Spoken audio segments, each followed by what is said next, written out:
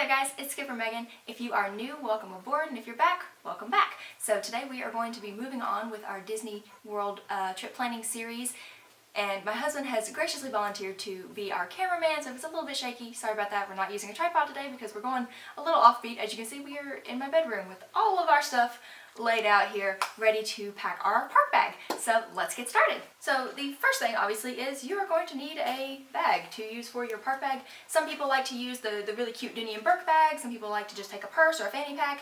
We like to take, as you can see, a lot of stuff. So we take a full-size backpack. Once again, thank you to my husband for being able to carry all of this around the parks for us. And so this is something like we would take, and the first thing that we've always put in our backpacks are our rain jackets. Like I mentioned last week, you're going to want to take some kind of rain protection with you. Whether you take a rain jacket or a poncho, it doesn't really matter. But if you take a rain jacket, we like to just kind of roll them up and stick them down in the bottom of the bag. Bonus points if they are Walt Disney World merchandise. So that's the first thing that we put down in there is our raincoats. And we also like to take, in case of rain, an extra pair of socks each, because I'm not sure if there's anything that is more horrifying than walking around in wet socks. So if it does rain and you do get your feet wet, you want to be able to put on a fresh pair of socks, and that's always super helpful for us. Moving on to the health section, our little first aid kit here.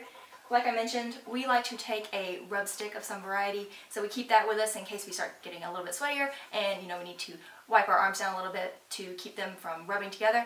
That's always handy to have.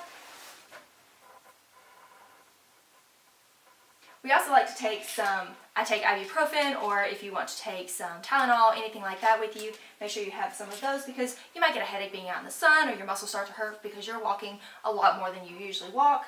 And speaking of walking a lot, you might get a blister. Those lovely things, they do happen.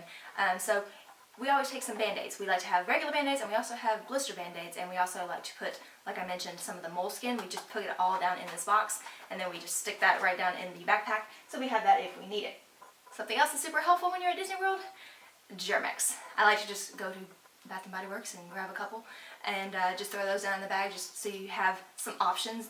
You're always going to have some there because there's a lot of people at Disney World. So if you are touching things that 72,000 other people have also touched, you may want to get rid of some of those germs. So we like to take those with us as well.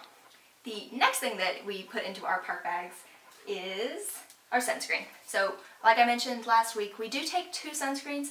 This one I primarily use, and we also like to apply this one in the car on the way to the parks. So we always have that one with us. And then we like to have the spray-on kind because it's really easy to reapply it as we're going through the day. If we're standing in the line and we realize, we haven't put on sunscreen in about an hour, we should probably put some more on because I burn so easily. So we like to reapply often to make sure that we are not getting sunburned. And the final health-related item is some deodorant. We like to each take a deodorant into the park because you're going to be sweating an awful lot and you do not want to be all sticky and sweaty and gross. So we like to take that just to keep us feeling a little bit fresher, so we don't necessarily have to go home and shower to keep feeling clean. And then, do you mind? We're going to move over here and talk about some of the food items that we like to take. So we don't like to necessarily eat every meal in the parks. We don't like to go and have to sit down and eat a full meal.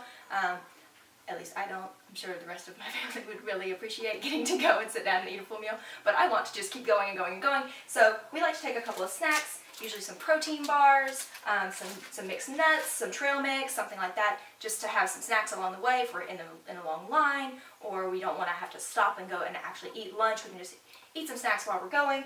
I also like to have mints with me and gum. If you are going to want gum, you will need to bring it with you because they don't sell it anywhere on property because Walt kind of thought it was gross. People would just spit it on the cement. So if you do take gum, be polite and do not spit your gum on the sidewalk because Walt would not appreciate it. We also then, of course, take our water bottle that we keep filled up with ice water, and we just toss that into the top of the bag, and we just have that ready. Moving on to our final set of stuff. This is our, I'm going to call it miscellaneous items. My cell phone. Once again, in a little Ziploc bag just to keep it dry. I don't use my phone a lot in the parks. I know a lot of people really enjoy taking pictures on their phones. I don't usually take a lot of pictures on my phone. I usually use my camera. So my phone just kind of is there to keep up with our fast passes and stuff. So if you are going to use your phone a lot though, look into having an external battery.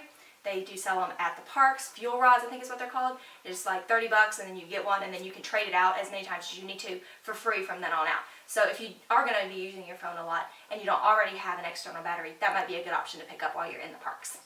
Another very important miscellaneous item, sunglasses. We always, always, always have our sunglasses because it is Florida, it is sunny, it is going to be brutal on your eyes, so make sure you are protecting those just like you would your skin with sunscreen.